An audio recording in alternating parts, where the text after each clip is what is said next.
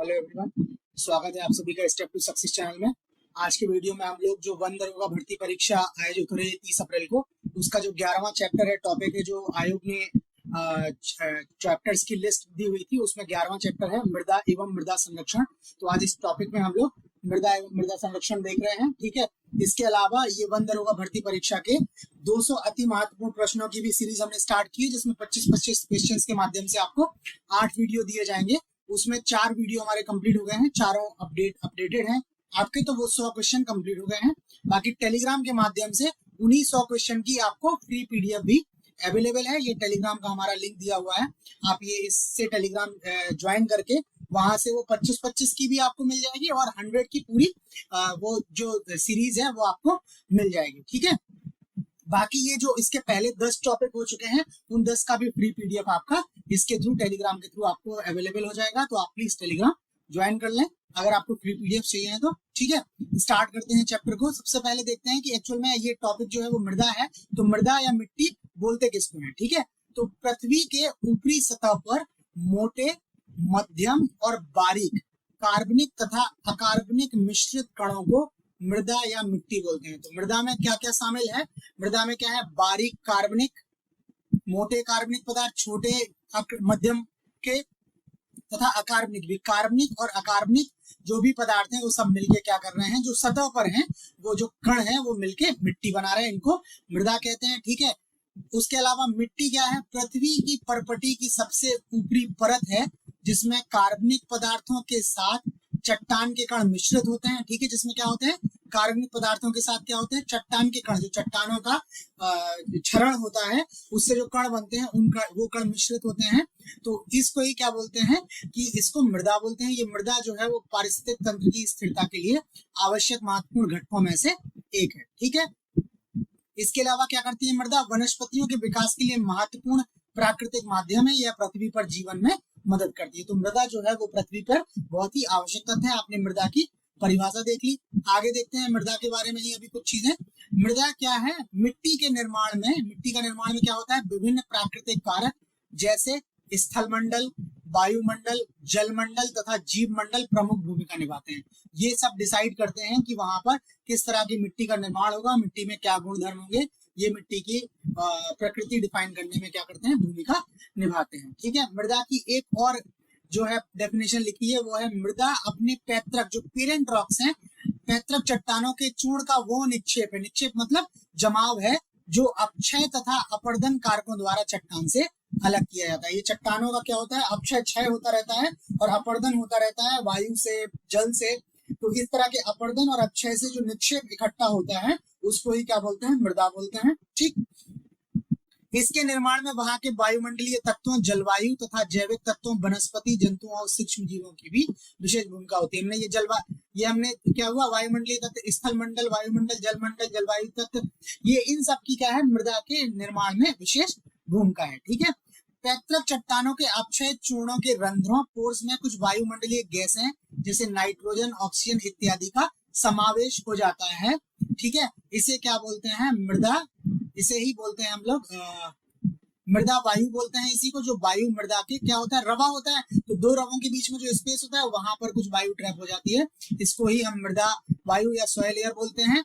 और इन रंध्रों को रंध्राकाश या सॉइल एटमॉस्फेयर कहा जाता है। ठीक है, वर्षा वाले क्षेत्र होंगे तो इन रंध्रों में जल प्रवेश कर जाएगा और क्या होगा? मिट्टी में वनस्पतियों, जीवों का सड़ा गला अंश मिलता रहता है, जिसे ह्यूमस कहते हैं। ठीक है, इसी ह्यूमस के कारण मिट्टी का रंग जो है आपको कई बार काला दिखाई देता है। ठीक है, जो मिट्टी की ऊपरी लेयर पर होता है। ठीक, तो ये तो हमने आपको देख लिया कि मृदा है। मृदा का गठन को प्रभावित करने वाले कारक क्या हैं। ठीक है, इन्हीं कारकों को हम एक बार टॉपिक वाइज देख लेते हैं, हेडिंग वाइज, कि मिट्टी के गठन को प्रभावित करने वाले प्रमुख कारक क्या हैं। सबसे पहला कारक है पेरेंट रॉक। पेरेंट रॉक यानी जनक चट्टान। जनक चट्टान क्या करेगी? मृदा का रंग बताएगी, उसकी बनावट बताएगी, उसके रासायनिक गुण बताएगी, खनिज सामग्री, पारगम्यता निर्धारित करेगी। ठीक है, जिस रॉक से, जिस चट्टान के क्षरण से, ठीक है, मृदा का जो होगा जन्म होगा, वो उसी रॉक की तरह मृदा का जो है वो रंग होगा, वही बनावट बताएगा, उसके रासायनिक गुण है, उसमें कौन कौन से खनिज मिलेंगे, ये सारा कुछ क्या करेगा? मृदा में पेरेंट रॉक निर्धारित करेगा। स्थलाकृति क्या निर्धारित करेगी? ऊंचाई निर्धारित करेगी, ढलान निर्धारित करेगी, मृदा के संचय का निर्धारण करेगी कि मृदा कितना जल संचय करेगी, ठीक है, ये सब क्या करेगी, स्थलाकृति निर्धारित करेगी। उसके बाद वनस्पति जीव और सूक्ष्म जीव क्या निर्धारित करेंगे, मृदा में ह्यूमस के गठन की दर जो है उसको प्रभावित करेंगे, मृदा में कितना ह्यूमस है तो क्या बताएगा, वनस्पति जीव और सूक्ष्म बताएंगे।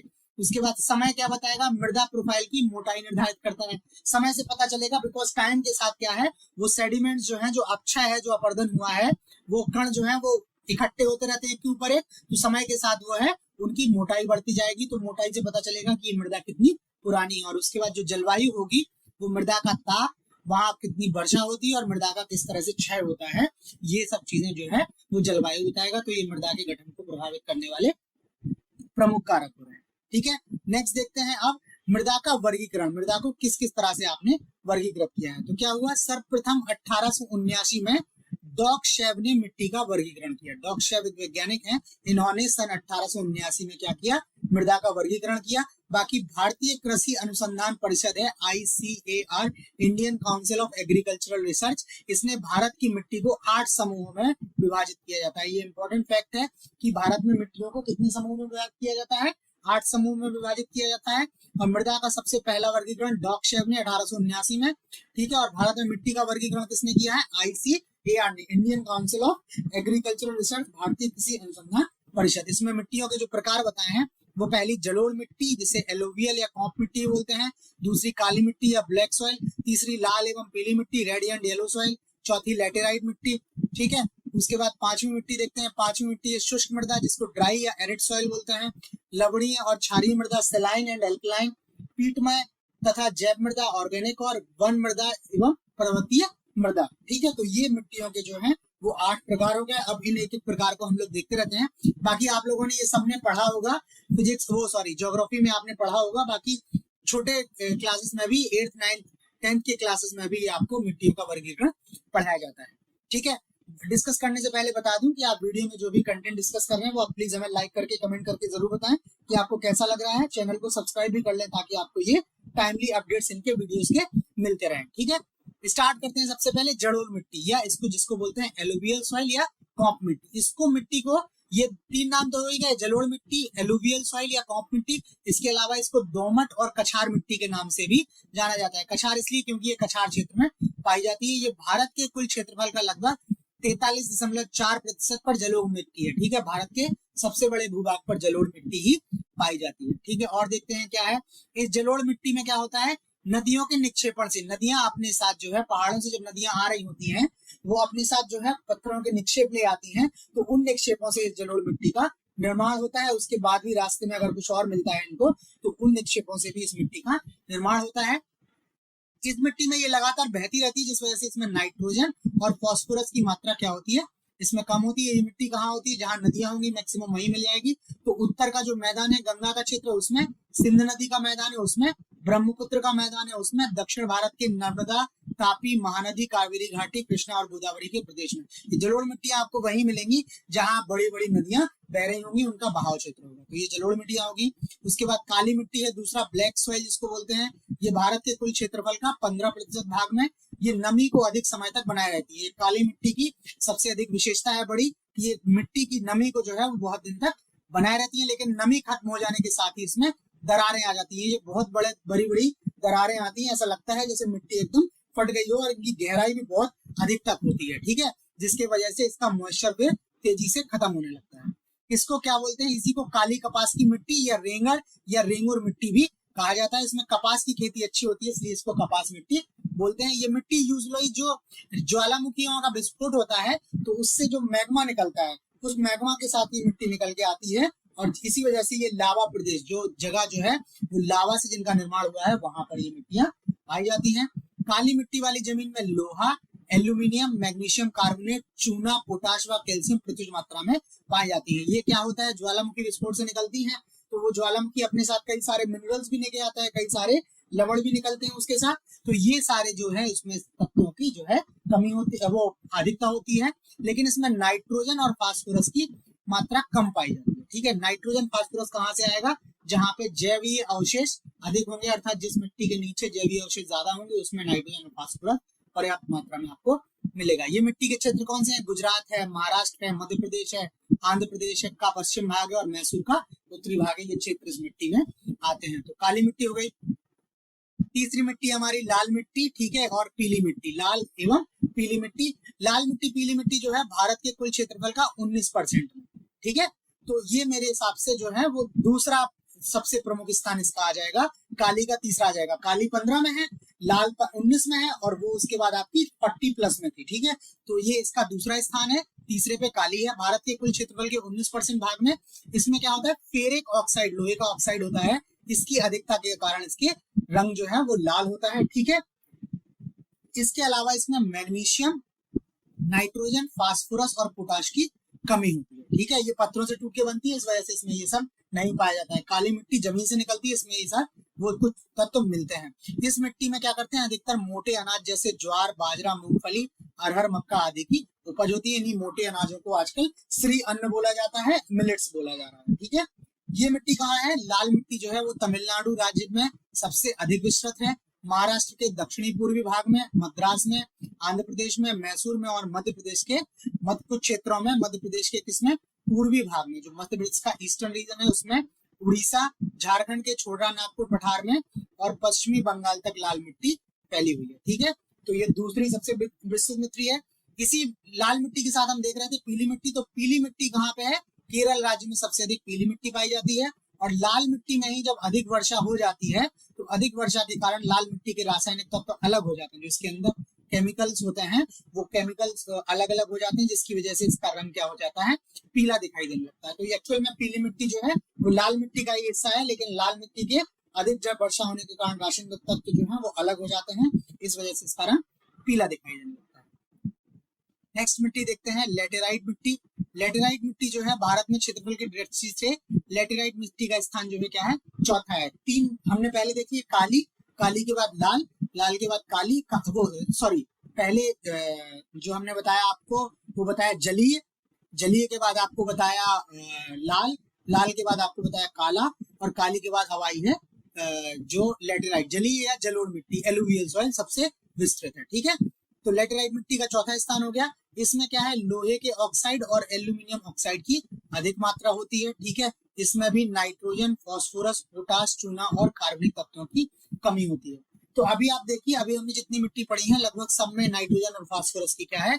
कमी है। इसी वजह से क्या है? भारत में उर्वरकों की बहुत आवश्यकता होती है। एनपीके फर्टिलाइजर्स यूज करते हैं जिसमें नाइट्रोजन, फास्फोरस और पोटेशियम होता है, एनपीके, फास्फोरस। इसी वजह से बिकॉज भारत की मिट्टियों में ये कमी इनकी पाई जाती है कार्बनिक तत्वों की। ये लेटेराइट मिट्टी जो है वो चाय एवं कॉफी फसल के लिए सबसे उपयोगी है। इसमें काजू की फसल भी अच्छी होती है। तो जहां जहां चाय और कॉफी अच्छी हो रही होगी वहां ये मिट्टी होगी। तो आसाम, कर्नाटक, तमिलनाडु राज्य में ये मिट्टी अधिक पाई जाती है, लेटेराइट मिट्टी, ठीक है। इसके बाद अब हमारी पांचवी जो मृदा थी वो था शुष्क मृदा, एरिड सॉइल। शुष्क है मतलब इसमें जल की कमी होगी। इसमें घुलनशील लवण एवं फास्फोरस की मात्रा अधिक होती है। इसमें जो सोल्यूबल लवण होते हैं, सॉल्ट्स होते हैं, जैसे जिसमें सोडियम है, कैल्शियम है, ठीक है, पोटेशियम है, इनकी मात्रा अधिक होती है, फास्फोरस की मात्रा अधिक होती है। इसमें नाइट्रोजन और कार्बनिक तत्वों की कमी पाई जाती है। ये क्या है? तिलहन उत्पादन के लिए उपयोगी है। तो अब जहां जहां तिलहन होंगे वहां वहां ये मिट्टी पाई जाएगी। इसके अलावा इसमें ज्वार, बाजरा, रागी की फसलों की पैदावार भी अच्छी होती है। ये सब मोटे अनाज है, ठीक है। तो शुष्क मृदा में मोटे अनाजों की पैदावार भी अच्छी होती है। तिलहन की तो अच्छी होती ही है। राजस्थान के थार प्रदेश में, पंजाब के दक्षिणी भाग में और राजस्थान के कुछ अन्य भागों में ये शुष्क मृदा आपको मिलती है, ठीक है। नेक्स्ट मृदा का वो है हमारा लवण और क्षारीय मिट्टी, सलाइन एंड एल्कलाइन सॉइल। इसको रेह, पूसर, कल्लर, राकर, ये रकार लिखा है, राकर भी है, थूर या चोपन भी कहा जाता है। इसके ये उपनाम है। इसमें क्या है? सोडियम, कैल्शियम, मैग्नीशियम की मात्रा अधिक होने के कारण यह मिट्टी अनुपजाऊ होती है। लवण अधिक मात्रा में होते हैं तो मिट्टी की उर्वरा शक्ति को ये क्या करते हैं? खत्म कर देते हैं। इसमें नाइट्रोजन की मात्रा कम पाई जाती है। ये मिट्टी जो है पश्चिमी राजस्थान, हरियाणा, पंजाब, उत्तर प्रदेश, महाराष्ट्र, केरल के तटवर्ती क्षेत्र और बिहार में पाई जाती है, ठीक है। ये लवण और क्षारीय मृदा हो गई आपकी। इसके बाद पीट मिट्टी या पीटमय मिट्टी वो देख लेते हैं। पीट मिट्टी क्या है?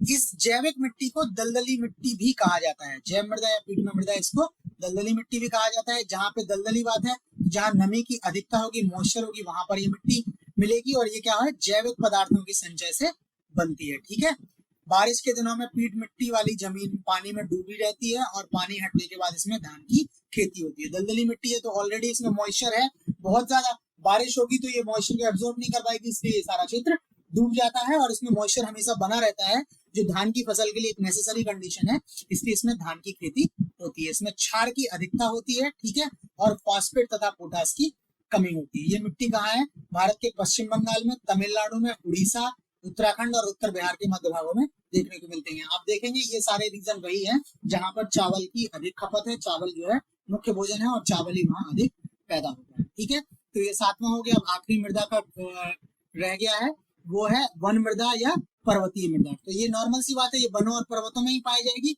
हिमालय की घाटियों तथा ढलान वाले क्षेत्रों में, और वनों में हिमालय की तराई वाले क्षेत्रों में स्थित है।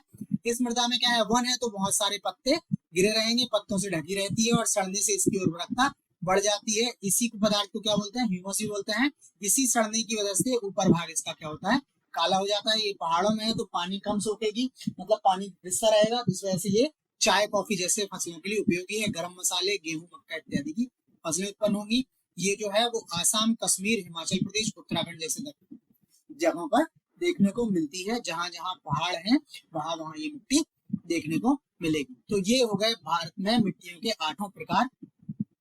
अब देखते हैं मृदा में एक समस्या है लवणीकरण की। हम लोग देख भी रहे थे कि मृदा में लवण की मात्रा जो है वो बढ़ जाती है, जिससे मृदा क्या हो जाती है, अनउर्वरक हो जाती है, उर्वरा शक्ति इसकी खत्म हो जाती है। तो देखते हैं मृदा लवणीकरण पहले है क्या। मृदा में लवणता मिट्टी में लवण की मात्रा को संदर्भित करती है। जो मिट्टी में लवणों की मात्रा होगी वो मृदा की लवणता बताएगी, और इसका पता जो है वो मिट्टी के घोल की विद्युत सुचालकता। ठीक है, लवण है तो लवण क्या होते हैं, विद्युत के सुचालक होते हैं। तो अगर मिट्टी का आप घोल बनाओगे और उस घोल की आप विद्युत चालकता देखोगे तो उस चालकता से आपको पता चलेगा कि इस मिट्टी में लवणों की मात्रा कितनी अधिक है। अगर किसी मिट्टी में लवणों की मात्रा बहुत अधिक है तो वो मिट्टी क्या हो जाएगा, उसका घोल जो हो जाएगा वो विद्युत का अच्छा सुचालक हो जाएगा या विद्युत का चालक हो जाएगा। इस मृदा की लवणता को प्रभावित करने वाले कारण क्या क्या हैं। पहला तो सिंचाई योग्य जल की गुणवत्ता। जिस जल से आप सिंचाई करते हैं, अगर उस जल में ही लवण अधिक मात्रा में होंगे, उसमें घुलित लवण जो है वो अधिक मात्रा में होंगे, तो उस मिट्टी की लवणता भी क्या हो जाएगी, बढ़ जाएगी, उस मिट्टी की संरचना में भी परिवर्तन हो जाएगा। इसके अलावा उसमें घुले हुए जो उर्वरक होंगे, वो उर्वरकों का प्रकार और मात्रा भी इसकी लवणता को प्रभावित करेगी। आपने वैसे उर्वरक मिलाए हैं जिसमें लवण अधिक मात्रा में है, तो मिट्टी में भी क्या हो जाएगा, लवणता की मात्रा अधिक हो जाएगी। इसके बाद मिट्टी में सिंचाई प्रणाली, और सिंचाई की प्रणाली, जब पानी की मात्रा अधिक होती है तो मिट्टी की लवणता कम होती है, जब मिट्टी सूख जाती है तो मिट्टी के घोल में लवण की सांद्रता बढ़ जाती है। ठीक है, वो तो की वॉल्यूम ज्यादा होगा तो कोई भी पार्ट है उसमें उसका कंसंट्रेशन कम होगा, जब उस पार्ट को उतनी ही अमाउंट में रह के बाकी वॉल्यूम का कंसंट्रेशन घटा दिया जाएगा, वो बढ़ा दिया जाएगा, सांद्रता बढ़ा दी जाएगी तो वो बढ़ जाएगा। ठीक है, अब लवणीकरण के प्रभाव क्या है, इसके इफेक्ट क्या है। इसमें क्या होता है, जिस मिट्टी में अधिक लवण होंगे उसकी पानी ग्रहण करने की क्षमता कम हो जाएगी। इसमें आयन विशिष्ट विशिष्टता हो जाएगी। इसमें किसी पर्टिकुलर जो है वो पर्टिकुलर लवण की मात्रा बढ़ जाएगी, और लवण ये जो है वो आयनों में विभक्त हो जाते हैं, तो उसमें किसी आयन विशेष की विषाक्तता आ जाएगी। ठीक है, वो मिट्टी क्या हो जाएगी, विषैली हो जाएगी, फसलों पर नकारात्मक प्रभाव पड़ेगा। अब पानी नहीं ले पाएगा तो बहुत सारे पोषक तत्वों की ग्रहण करने की क्षमता पर भी प्रभाव होगा, और ओवरऑल मिट्टी की जो वो है उर्वरकता वो कम हो जाएगी। इसके अलावा क्या है, अतिरिक्त लवणता की जगह पर खड़ी फसल असमान अवरुद्ध विकास और खसल फलाप का कारण बनती है, ये कारण भी होते हैं। और इसके अलावा आवास और सड़क निर्माण में कठिनाई उत्पन्न होती है। इस लवणीय मिट्टी पर सड़क निर्माण क्या होता है, कठिन होता है। ठीक है, तो ये सारे हो गए आपके मृदा की लवणीयता के प्रभाव हो गए। इसके बाद मृदा क्षरण भी होता है। एक्चुअल में हमारा दूसरा टॉपिक ही है मृदा संरक्षण। तो पहले मृदा का संरक्षण तो तब करेंगे जब देखेंगे मृदा को नुकसान क्या है। तो मृदा का जो नुकसान है वो एक तो लवण हो गया, और दूसरा मृदा का क्षरण हो गया। मृदा की जो ऊपरी उपजाऊ परत है उसका टूट के बिखर जाना है, एक स्थान से दूसरे स्थान तक चले जाना है, उसको मृदा क्षरण होता है। तो देखते हैं मृदा क्षरण बोलते किसे हैं। मृदा क्षरण क्या है, जल और वायु द्वारा मृदा की उर्वरक परत का अपर्दन, टूट जाना जो है वो मृदा क्षरण कहलाता है। ठीक है, चाहे वो क्षरण किस द्वारा हो, जल द्वारा हो या वायु द्वारा हो। पानी जब बहता है तो अपने साथ मृदा की ऊपरी वाली परत को बाहर ले जाता है, और जब बहुत तेज जो वायु राशि है निकलती है कहीं से, तो वो भी मृदा की ऊपरी परत जो है अपने साथ उड़ा ले जाती है, जिसको हम लोग धूल के रूप में देखते हैं। तो इससे क्या होता है, मृदा की उर्वरक परत का अपर्दन होता है। इसी अपर्दन को क्या बोलते हैं, मृदा का क्षरण बोलते हैं। मृदा क्षरण के कारण देखते हैं। मृदा क्षरण का कारण है अधिक चराई। अधिक चराई का रीजन ये है कि जो घास वगैरह होती है वो मृदा को बांधे रहती है। जब वहां पे अधिक चराई हो जाएगी तो वो घास जो है वो खत्म हो जाएगी, जिस वजह से मृदा को बांधे नहीं रख पाएंगी, और छोटा सा भी अगर हवा का प्रभाव होगा या जल का प्रभाव होगा तो मृदा की उर्वरक पटल को अपने साथ ले जाएंगी। सेम कंडीशन वनों की कटाई से होगा। हवा पानी ग्लेशियर भी वही होंगे। हवा तो अपने साथ दे ही जा रही, पानी ले जा रही है। ग्लेशियर पिघलेंगे तो जल राशि की मात्रा बढ़ जाएगी।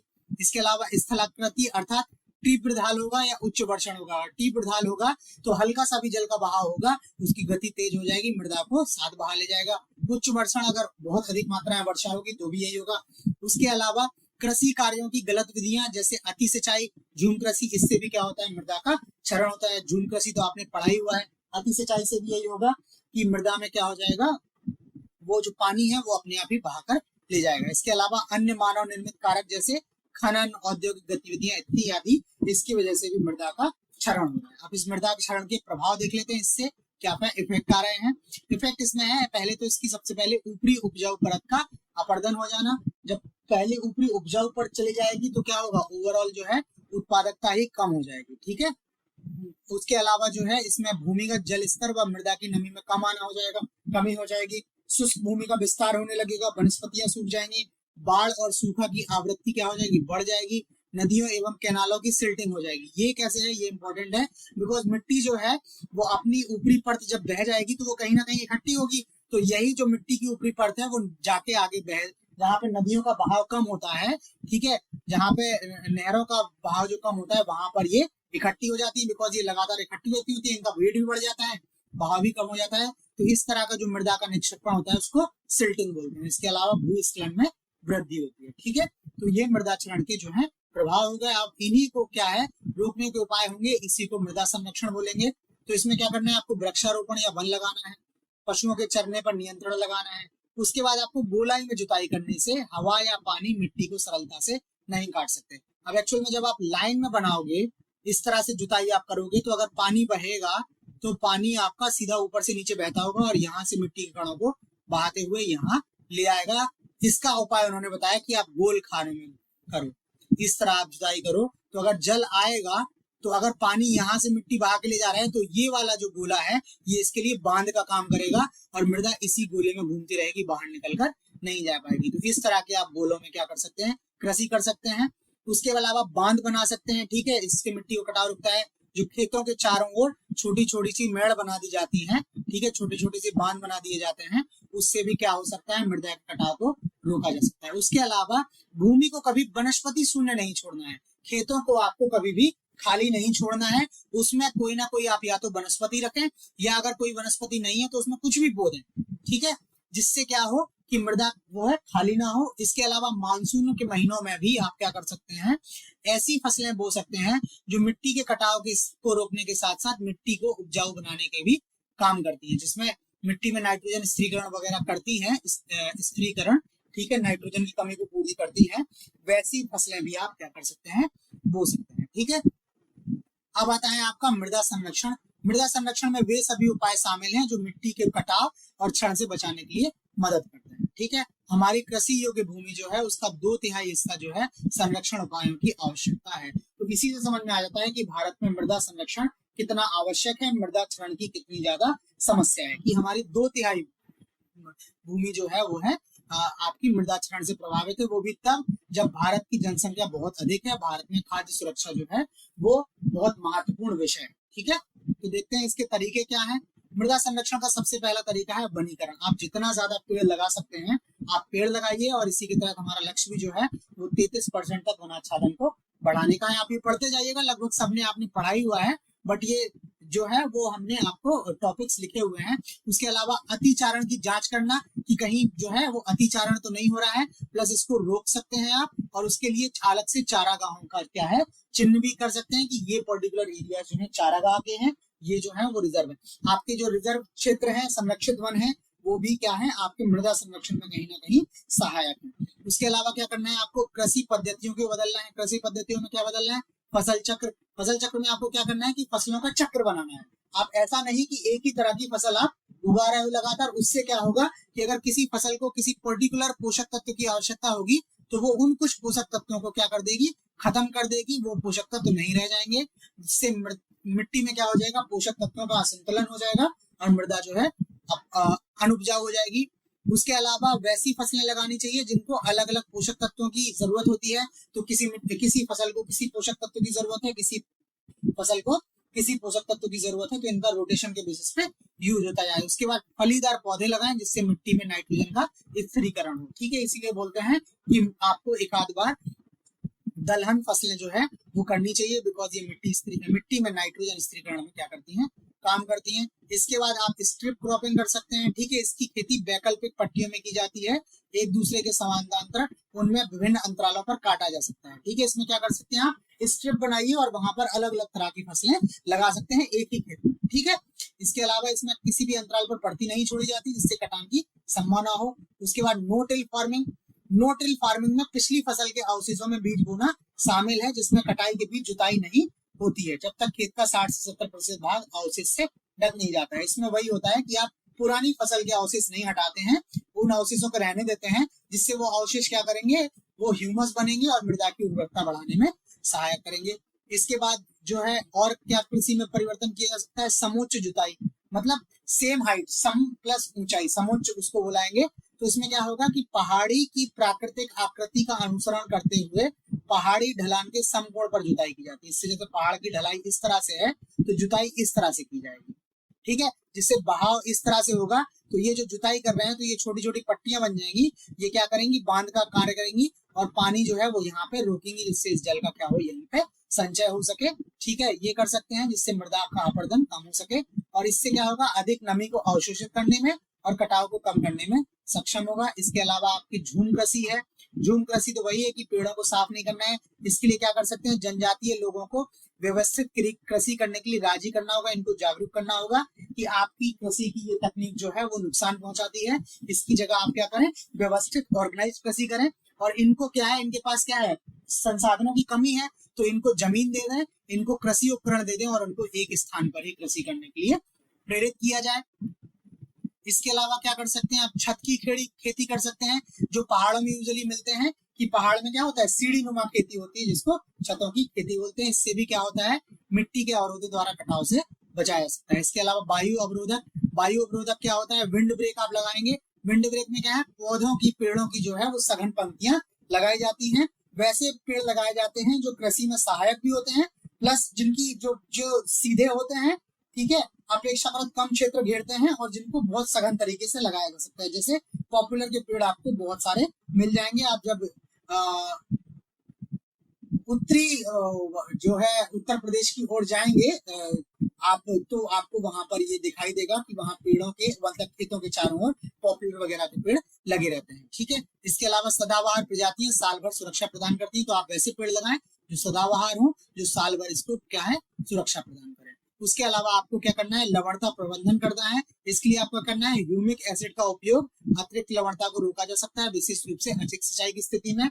रोपण प्रजातियां जो खारेपन की स्थिति को सहन कर सकती हैं और नमक सहिष्णु पौधे में नमक की झाड़ी शामिल है, जो पौधा ये यहाँ से आता है। इस तरह के आप पौधे रोपण प्रजातियां लगाकर क्या कर सकते हैं, मिट्टी का लवणता प्रबंधन कर सकते हैं। ठीक है, तो ये सारी हो गई मिट्टियों का क्षरण के प्रभाव और क्षरण को रोकने के उपाय। इसके अलावा हमने इसमें उत्तर प्रदेश की मिट्टियों को भी जो है वो भी कंसिडर किया है। लवणता प्रबंधन के बाद एक और उपाय रह गया है अभी, वो है प्राकृतिक उर्वरकों का उपयोग। जो फर्टिलाइजर्स हैं वो क्या हो, नेचुरल हो, बायो फर्टिलाइजर्स की बात हो रही है।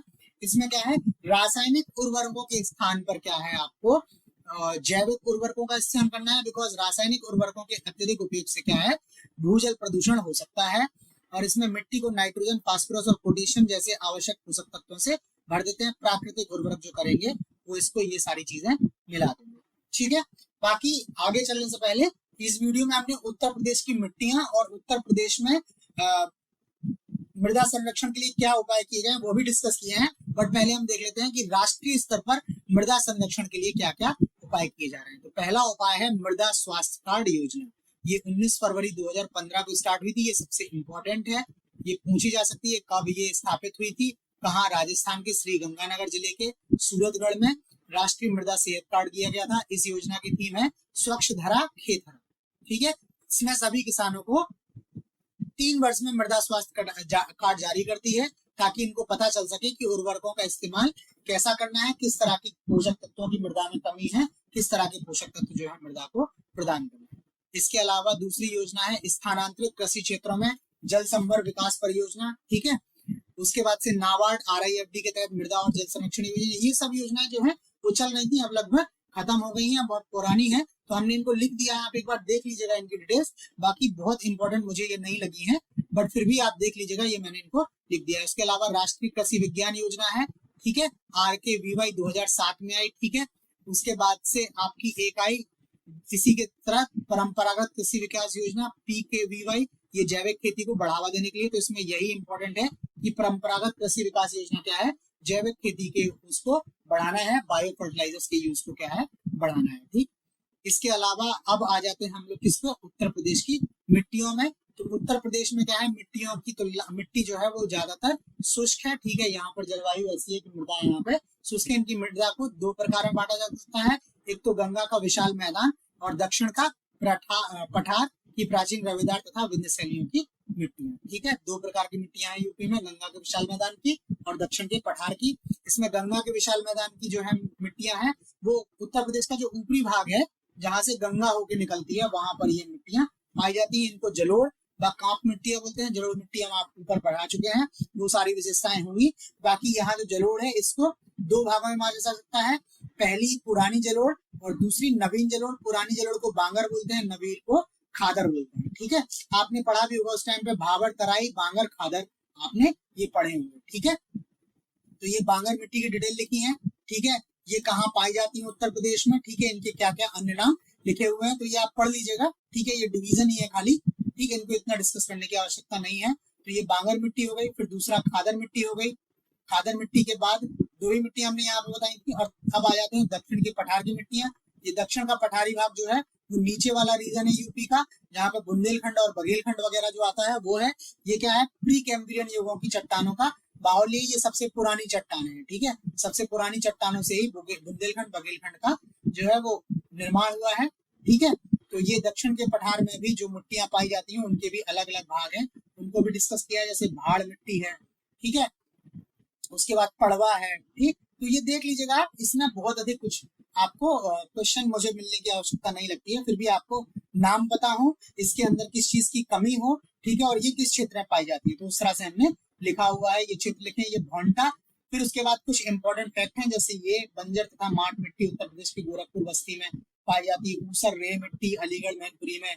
जल प्लावित नदी के किनारे पाई जाने वाली मिट्टी को उत्तर प्रदेश में ढूंढ नाम से जाना जाता है। एक और महत्वपूर्ण योजना है जो उत्तर प्रदेश में कृषि के लिए है, वो है जिप्सम योजना। जिप्सम क्या है, उर्वरक है जो मृदा की उर्वरकता को बढ़ाता है। ये क्या हुआ, योजना आई है 6 अगस्त 2019 को।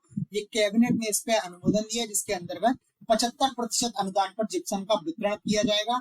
ये फर्स्ट कम फर्स्ट सर्व के बेसिस पे है, पहले आइए पहले वाइए पे, और ये डायरेक्ट बेनिफिट ट्रांसफर के तहत है। इसका जो उद्देश्य है वो है मृदा में जो सूक्ष्म तत्व है, माइक्रो जो न्यूट्रिएंट्स हैं, ठीक है, उनकी कमी को दूर करना है और भूमि सुधार करना है। ठीक है, इसके उद्देश्य जो है वो क्षारीय बंजर भूमि को पुनः कृषि योग्य बनाना, उर्वरकता और उत्पादन बढ़ाना, पीएच मान को बनाए रखना और सल्फर और कैल्शियम की मात्रा को बढ़ाना, ये उसके उद्देश्य है। इसके लाभ जो है वही है कि इसमें कैल्शियम और सल्फर का स्रोत है।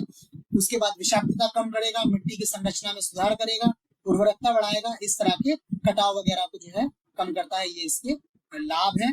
ठीक है, तो ये मिट्टी वाला टॉपिक हमारा यहीं पे खत्म हो जाता है। ठीक, इसमें हमने जो भी आपको कंटेंट डिस्कस किया है वो सब फ्री पीडीएफ के फॉर्म में अवेलेबल है, वो आप टेलीग्राम से ले सकते हैं। बाकी वीडियो आपको कैसा लगा ये प्लीज लाइक करके कमेंट करके जरूर बताएं, और चैनल को सब्सक्राइब नहीं किया है तो आप चैनल को सब्सक्राइब कर लें ताकि आपको नए वीडियोस का टाइमली अपडेट मिलता रहे। ठीक है, तो आप इस वाले वीडियो में इतना ही, बाकी नए वीडियो के साथ आपसे मिलते हैं बाद में। ठीक है, तब तक के लिए धन्यवाद।